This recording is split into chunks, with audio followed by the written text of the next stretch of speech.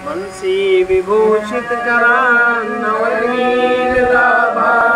पीताम्बर तरुणबिम्ब पलाधरोषाय पूर्णेन्दु सुन्दरमुखारविन्दनेत्रा कृष्णात् परं किमपि तत्त्वमहं न जाने। अध्याय 2 के तीसरे पाद में ब्रह्म सूत्र में इस प्रकरण में यह कहा गया कि उस जल ने अन्न को रचा, अतः यहाँ गेहूं जौ आदि अन्न की उत्पत्ति जल से हुई या पृथ्वी से, इस जिज्ञासा पर कहते हैं। पृथिव्यधिकार रूप शब्दांतरेभ्यः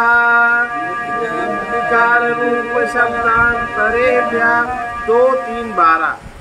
पृथ्वी इस प्रकरण में अन्न के नाम से पृथ्वी ही कही गई है, क्योंकि पांचों तत्वों की उत्पत्ति का प्रकरण है।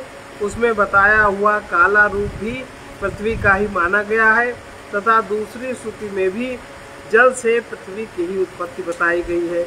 इस प्रकरण में अन्न शब्द पृथ्वी का ही बोधक है, ऐसा समझना ठीक है, क्योंकि ये तत्वों की उत्पत्ति का प्रकरण है, तथा जो अन्न का रूप काला बताया गया है वो भी अन्न का रूप नहीं है, पृथ्वी का ही रूप काला माना गया है। इसके सिवा तैत्तरीय उपनिषद में जहाँ इस क्रम का वर्णन है, वहाँ भी जल से पृथ्वी का उत्पन्न होना बताया गया है। इसके बाद पृथ्वी से औषधि और औषधि से अन्न की उत्पत्ति का वर्णन है, इसलिए यहाँ सीधे जल से ही अन्न की उत्पत्ति मानना ठीक नहीं। छांदोग्य के उक्त प्रकरण में जो यह बात कही गई है, यत्र च वर्षति तदेव भूयिष्ठमन्नं भवति, यत्र च वर्षति तदेव भूयिष्ठमन्नं भवति। जहाँ जहाँ 6-2-4 अर्थात जहाँ जहाँ जल अधिक बरसता है वहीं अन्न की उत्पत्ति अधिक होती है। इसका भी यही भाव है कि जल के संबंध में पृथ्वी में पहले औषधि अर्थात अन्न का पौधा उत्पन्न होता है और उससे अन्न उत्पन्न होता है, ऐसा मानने पर पूर्वापर में कोई भी विरोध नहीं है। संबंध इस प्रकरण में आकाश की उत्पत्ति साक्षात ब्रह्म से बताई गई है और अन्य 4 तत्वों में एक से दूसरे की क्रमशः उत्पत्ति बताई गई है। अतः यह जिज्ञासा होती है कि एक तत्व के बाद दूसरे तत्व की रचना साक्षात परमेश्वर करते हैं या एक तत्व दूसरे तत्व को स्वयं उत्पन्न करता है। इस पर कहते हैं तदभिध्यानादेव तु तल्लिंगात् सह, तदभिध्यानादेव तु तल्लिंगात् सह 2-3-13। उन तत्वों के भली भांति चिंतन करने का कथन होने से ही तो यह सिद्ध होता है कि वो परमात्मा ही उन सब की रचना करता है, क्योंकि उक्त लक्षण उसी के अनुरूप है। इस प्रकरण में बार बार कार्य के चिंतन की बात कही गई है। यह चिंतन रूप कर्म जड़ में संभव नहीं है, चेतन परमात्मा में ही संगत हो सकता है। इसलिए यही सिद्ध होता है कि वह परमात्मा स्वयं ही उत्पन्न किए हुए पहले तत्व से दूसरे तत्व को उत्पन्न करता है। इसी उद्देश्य से एक तत्व दूसरे तत्व की उत्पत्ति का कथन है। उन तत्वों को स्वतंत्र रूप से एक दूसरे के कार्य कारण बताने के उद्देश्य से नहीं। इसलिए यही समझना चाहिए कि मुख्य रूप से सबकी रचना करने वाला वो पूर्ण ब्रह्म परमेश्वर ही है, अन्य कोई नहीं। संबंध इस प्रकार जगत की उत्पत्ति के वर्णन द्वारा ब्रह्म को जगत का कारण बताकर अब प्रलय के वर्णन से भी इसी बात की पुष्टि करते हैं। विपर्ययेण तु क्रमोत उपपद्यते च, विपर्ययेण तु क्रमोत उपपद्यते च 2-3-14। किंतु अब उत्पत्ति क्रम से प्रलय का क्रम विपरीत होता है, ऐसा ही होना युक्ति संगत है, तथा स्मृति में भी ऐसा ही वर्णन है। उपनिषद में जगत की उत्पत्ति का जो क्रम बताया गया है, इससे विपरीत क्रम प्रलय काल में होता है। प्रारंभिक सृष्टि के समय ब्रह्म से आकाश, वायु, तेज, जल, पृथ्वी आदि के क्रम से जगत की उत्पत्ति होती है। फिर जब प्रलय काल आता है तब ठीक उसके विपरीत क्रम से पृथ्वी आदि तत्वों का अपने कारण में लय होता है। जैसे पृथ्वी जल में, जल अग्नि में, अग्नि वायु में, वायु आकाश में, आकाश परमात्मा में विलीन हो जाता है। युक्त से भी यही क्रम ठीक जान पड़ता है। प्रत्येक कार्य अपने उपादान कारण में ही लीन होता है। जैसे जल से बर्फ बनता है, जल में ही उसका लय होता है। स्मृतियों में भी ऐसा ही वर्णन आता है। देखिए विष्णु पुराण अंश 6 अध्याय 4 श्लोक 14 से 38 तक। यहाँ संबंध यहाँ भूतों की उत्पत्ति और प्रलय का क्रम तो बताया गया, परंतु मन बुद्धि और इंद्रियों की उत्पत्ति के विषय में कोई निर्णय नहीं हुआ। अतः यह जिज्ञासा होती है कि इन सब की उत्पत्ति भूतों से ही होती है या परमेश्वर से। यदि परमेश्वर से होती है तो भूतों के पहले होती है या पीछे। अतः इसका निर्णय करने के लिए कहते हैं अंतरा विज्ञान मनसी क्रमेण तल्लिंगादिति चेन्ना विशेषात, तल्लिंगादिति चेन्ना विशेषात। 2-3-15। यदि कहो इंद्रियां और मन उत्पत्ति क्रम की दृष्टि से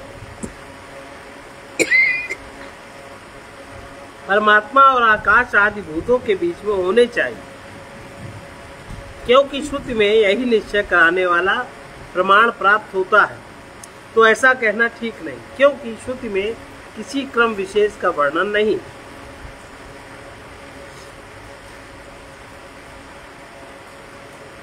मुंडक उपनिषद में पहले यह वर्णन आया है, जैसे प्रज्वलित अग्नि से चिंगारियों की उत्पत्ति होती है, उसी प्रकार नाना रूपों से संयुक्त पदार्थ उस परमेश्वर से उत्पन्न होते हैं और विलीन हो जाते हैं। जैसे मुंडक उपनिषद लिखा, यथा सुदीप्तात् पावकाद विस्फुलिंगा, यथा सुदीप्तात् पावकाद विस्फुलिंगा, सहस्रशः प्रभवन्ते स्वरूपा, सहस्रशः प्रभवन्ते स्वरूपा, तथाक्षराद् विविधा सौम्य भावा, तथाक्षराद् विविधा सौम्य भावा, प्रजायन्ते तत्र चैवापियन्ति, प्रजायन्ते तत्र चैवापियन्ति। मुंडक उपनिषद के 2:1-1। फिर मुंडक उपनिषद के 2:1-1। फिर जगत के कारण रूप उस परमेश्वर के परात्पर स्वरूप का वर्णन करते हुए उसे अजन्मा, अविनाशी, दिव्य, निराकार, सब प्रकार से परम शुद्ध और समस्त जगत के बाहर भीतर व्याप्त बताया गया। कैसे? दिव्यो यमूर्ते पुरुषः सभायाभ्यन्तरो यजः, सभायाभ्यन्तरो यजः, अप्राणो ह्यमना शुभ्रो, अक्षरात् परतः परा, अक्षरात् परतः। तदंतर यह कहा गया है, इसी परब्रह्म पुरुषोत्तम से यह प्राण, मन, सब इंद्रियां तथा आकाश, वायु, ज्योति, जल सबको धारण करने वाली पृथ्वी उत्पन्न होती है। एतस्मात् जायते प्राणो, एतस्मात् जायते प्राणो, मनः सर्वेन्द्रियाणि च, मनः सर्वेन्द्रियाणि च, खं वायुर्ज्योतिरापः, खं वायुर्ज्योतिरापः, पृथ्वी विश्वस्य धारिणी, पृथ्वी विश्वस्य धारिणी। मुंडक उपनिषद का 2:1-3। इस वर्णन में परमात्मा ने पहले प्राण, मन और इंद्रियों को उत्पन्न होने की बात बताकर आकाश आदि भूतों की क्रमशः उत्पत्ति बताई। अतः परमात्मा और आकाश के बीच में मन इंद्रियों का स्थान निश्चित होता है।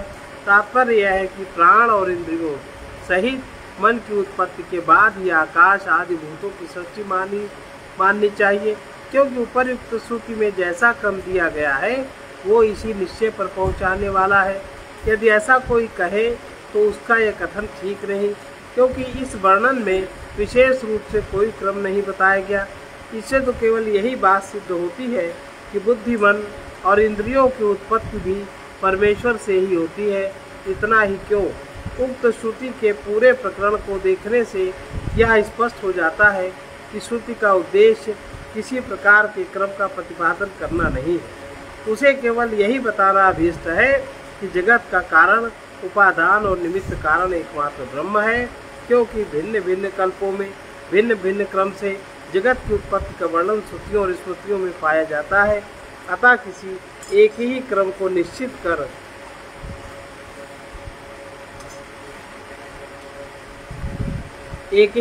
निश्चित कर देना नहीं बन सकता।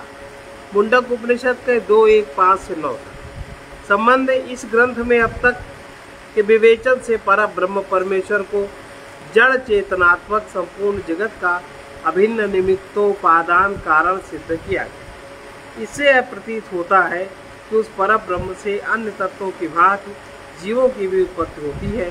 यदि यही बात है तो फिर यह प्रश्न उठता है, परमात्मा का अंश होने से जीवात्मा तो अविनाशी, नित्य तथा जन्म मरण से रहित माना गया है। इसकी उत्पत्ति कैसे होती है, इस पर पता है। जीवात्मा की उत्पत्ति कैसे होती है? चराचर व्यपाश्रयस्तु स्याद्व्यपदेशो भाक्तस्तद्भाव भावित्वात् स्यादप्यपदेशो भाक्तस्तद्भाव भावित्वात् 2:3-16। किंतु चराचर शरीरों को लेकर कहा हुआ वो जन्म मरण आदि का कथन जीवात्मा के लिए गौण रूप से हो सकता है, क्योंकि वह उन शरीरों के भाव से भावित रहता है। यह जीवात्मा वास्तव में सर्वथा शुद्ध परमेश्वर का अंश, जन्म मरण से रहित, विज्ञान स्वरूप नित्य विनाशी है। इसमें कोई शंका नहीं है। तो भी अनादि परंपरागत अपने कर्मों के अनुसार प्राप्त हुए स्थावर माने वृक्ष, पहाड़ आदि, जंगम, देव, मनुष्य, पशु पक्षी आदि शरीरों के आश्रित है, उनके साथ तद्रूप हो रहा है। मैं शरीर से सर्वथा भिन्न हूँ, इससे मेरा कोई संबंध नहीं है। यह वास्तविक तत्व को नहीं जानता। इस कारण उन शरीरों के जन्म मरण आदि को लेकर गौण रूप से जीवात्मा का उत्पन्न होना श्रुति में कहा गया। इसलिए कोई विरोध नहीं है। कल्प के आदि में इस जड़ चेतनात्मक अनादि सिद्ध जगत का प्रकट हो जाना ही उस परमात्मा से इसका उत्पन्न होना है, और कल्प के अंत में उस परमेश्वर में विलीन हो जाना ही उसका लय है। गीता 9वें अध्याय का 7वां से 10वां। इसके सिवा परब्रह्म परमात्मा किन्हीं नए जीवों को उत्पन्न करते हो, ऐसी बात नहीं। इस प्रकार स्थूल सूक्ष्म कारण इन 3 प्रकार के शरीरों के आश्रित जीवात्मा का परमात्मा से उत्पन्न होना और उन्हीं में विलीन होना श्रुति स्मृतियों में जगह जगह कहा गया है।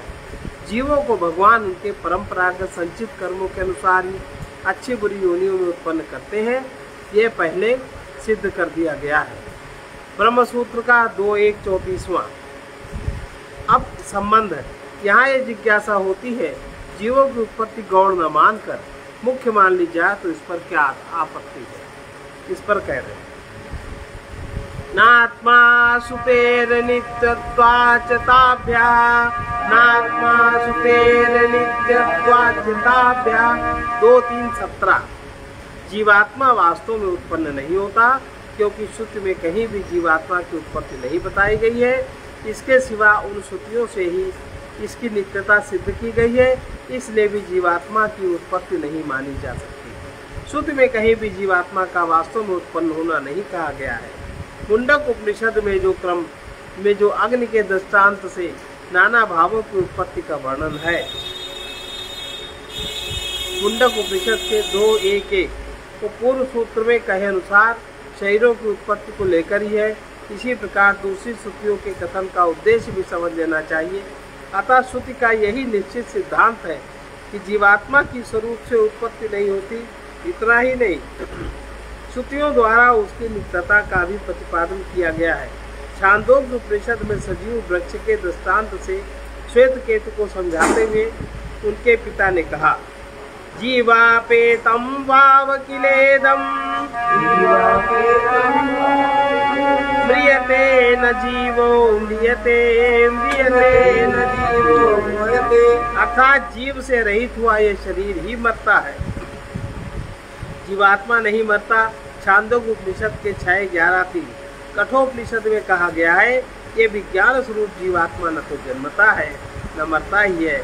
यह जन्मा नित्य सदा रहने वाला और पुराण है। शरीर का नाश होने पर भी इसका नाश नहीं होता। कठोपनिषद के 2:3-18 इत्यादि। इससे सर्वथा निर्विवाद है कि जीवात्मा स्वरूप से उत्पन्न कभी नहीं होता।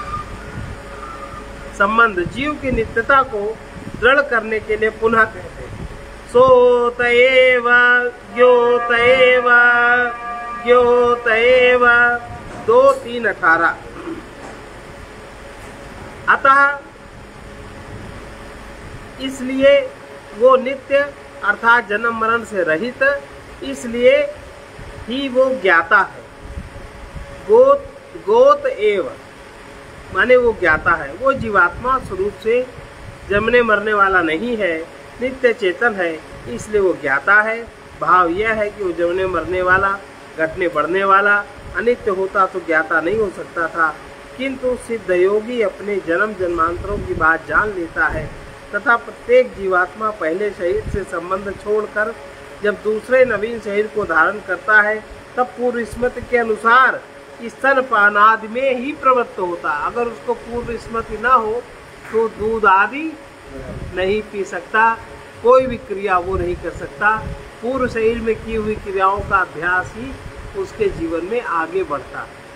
बच्चा जो भी करता है पिछले जन्म में जो जिस प्रकार करता रहा वो उसी प्रकार करेगा।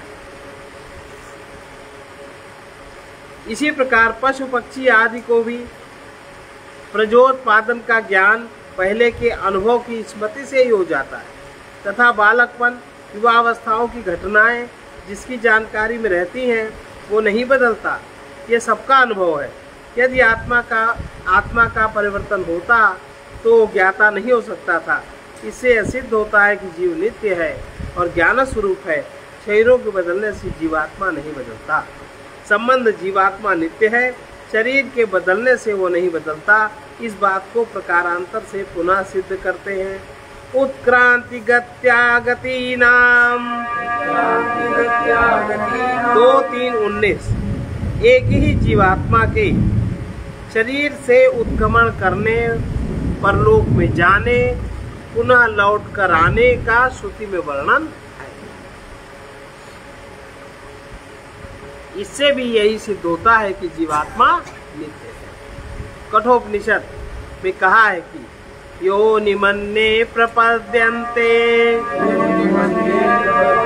शरीरत्वाय देहिनः स्थाणुमन्येनु संयन्ति यथा कर्म यथा श्रुतम् यथा कर्म। मरने के बाद इन जीवात्माओं से अपने अपने कर्मों के अनुसार कोई तो वृक्षादि अचल शरीर को धारण कर लेते हैं।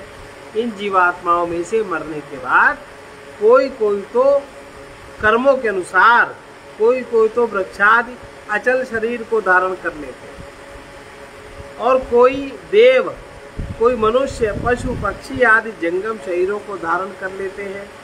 प्रश्नोपनिषद में कहा गया है, अथ यदि द्विमात्रेण मनसि संपद्यते सोऽन्तरिक्षं यजुर्भिरुन्नीयते संपद्यते योऽन्तरिक्षं यजुर्भिरुन्नीयते सोमलोकं ससोमलोके विभूतिमनुभूय पुनरावर्तते। प्रश्नोपनिषद के 5:4। अर्थात यदि कोई इस ओंकार की 2 मात्राओं को लक्ष्य करके मन में ध्यान करता है तो यजुर्वेद की श्रुतियाँ उसे अंतरिक्षवर्ती चंद्रलोक के ऊपर की ओर ले जाती हैं। वहाँ स्वर्गलोक में नाना प्रकार के ऐश्वर्यों का भोग करके वो पुनः मृत्युलोक में लौट आता है। इसी प्रकार अन्यान्य श्रुतियों में जीवात्मा के वर्तमान शरीर को छोड़ने, परलोक में जाने तथा वहाँ से पुनः लौट कर आने का वर्णन है। इससे भी यही सिद्ध होता है कि शरीर के नाश से जीवात्मा का नाश नहीं होता, वो नित्य और अपरिवर्तनशील है। संबंध कही हुई बात से ही पुनः आत्मा का नित्यत्व सिद्ध करते हैं। स्वात्मना चोत्तरयो 2:3-20। परलोक में जाना और पुनः वहाँ से लौट के आना इन पीछे कही हुई दोनों क्रियाओं की सिद्धि स्वस्वरूप से ही होती है, इसलिए भी आत्मा नित्य है। उत्क्रांति का अर्थ है शरीर का वियोग। ये तो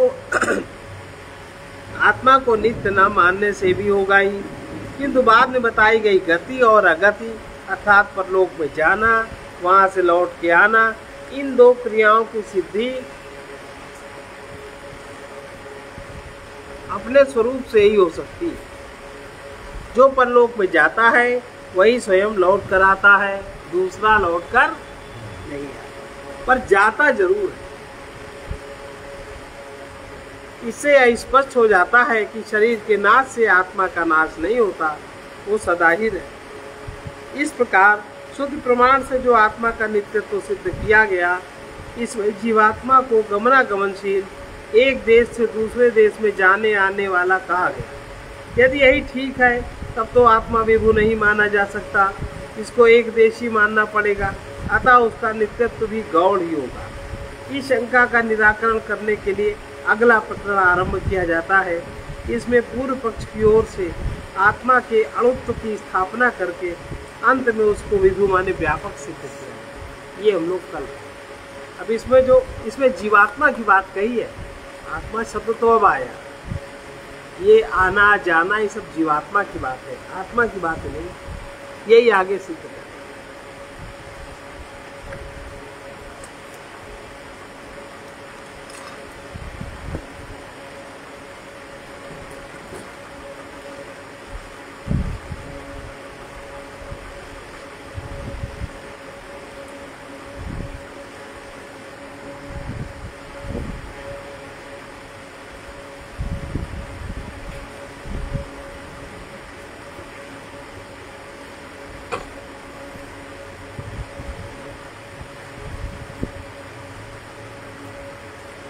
जय जय परमेश्वरम नमामि नारायणं। जय जय परमेश्वरम, जय जय परमेश्वरम नमामि नारायणं। जय जय परमेश्वरम नमामि नारायणं। जय जय परमेश्वरम नमामि नारायणं। जय जय परमेश्वरम नमामि नारायणं। जय जय अखिलेश्वरम नमामि नारायणं। जय जय अखिलेश्वरम नमामि नारायणं। जय जय जगदीश्वरम जयति महेश्वरम। जय जय जगदीश्वरम जयति महेश्वरम। सत्यं सुंदरम शिवम नमामि नारायणं। सत्यं सुंदरम शिवम नमामि नारायणं। जय जय परमेश्वरम नमामि नारायणं। जय जय परमेश्वरम नमामि नारायणं। व्यापकम् अजं विभुं नित्यं केवलं शुभं। व्यापकम् अजं विभुं नित्यं केवलं शुभं। हे अनंत अव्ययं नमामि नारायणं। हे अनंत अव्ययं नमामि नारायणं। जय जय अखिलेश्वरं नमामि नारायणं। जय जय अखिलेश्वरं नमामि नारायणं। निर्गुणं गुणाश्रयं निष्क्रियं क्रियालयं। निर्गुणं गुणाश्रयं निष्क्रियं क्रियालयं। निर्मलं दयामयं नमामि नारायणं। निर्मलं दयामयं नमामि नारायणं। जय जय परमेश्वरं नमामि नारायणं। जय जय परमेश्वरं नमामि नारायणं। नित्य शुद्ध शक्तिदं भक्तिपाल भक्तिदं। नित्य शुद्ध शक्तिदं भक्तिपाल भक्तिदं। हे महान मुक्तिदं नमामि नारायणं। हे महान मुक्तिदं नमामि नारायणं। जय जय अखिलेश्वरं नमामि नारायणं। जय जय अखिलेश्वरं नमामि नारायणं। जय सुरेश श्रीमतीं जय उमेश शंकरं जय सुरेश श्रीमतीं जय उमेश शंकरं निश्चलं निरञ्जनं नमामि नारायणं निश्चलं निरञ्जनं नमामि नारायणं सत्यं सुन्दरं शिवं नमामि नारायणं सत्यं सुन्दरं शिवं नमामि नारायणम् आप्तकाम शान्तिदं सौम्य ज्ञान ध्यानदम् आप्तकाम शान्तिदं सौम्य ज्ञान ध्यानदम् हे कृपालु कोमलं नमामि नारायणं हे कृपालु कोमलं नमामि नारायणं जय जय परमेश्वरं नमामि नारायणं जय जय परमेश्वरं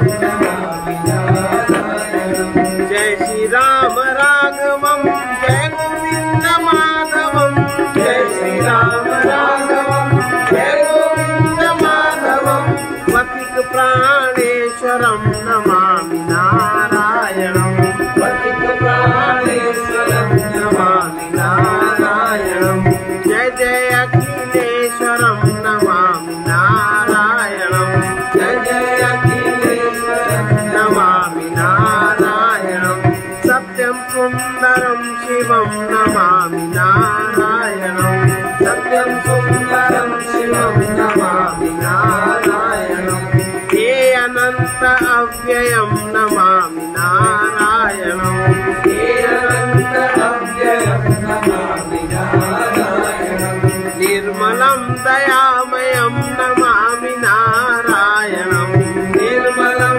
दयामयं नमामि नारायणं हे महान् मुक्तिदं नमामि नारायणं हे महान् मुक्तिदं नमामि नारायणं निश्चलं निरञ्जनं नमामि नारायणं निश्चलं निरञ्जनं नमामि नारायणं हे कृपालु कोमलं नमामि नारायणं हे कृपालु कोमलं नमामि नारायणं पथिक प्राणेश्वरं नमामि नारायणं पथिक प्राणेश्वरं नमामि नारायणं जय जय परमेश्वरं नमामि नारायणं जय जय परमेश्वरं नमामि नारायणं जय जय अखिलेश्वरं नमामि नारायणं जय जय